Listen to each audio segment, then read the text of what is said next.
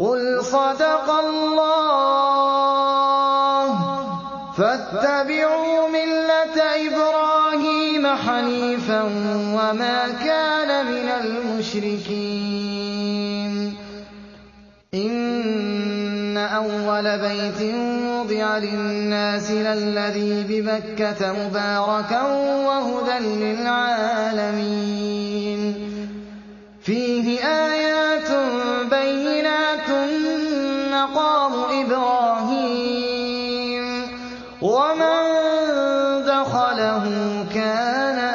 آمِنًا ۗ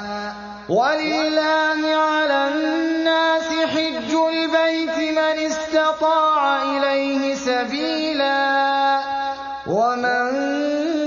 كَفَرَ فَإِنَّ اللَّهَ غَنِيٌّ عَنِ الْعَالَمِينَ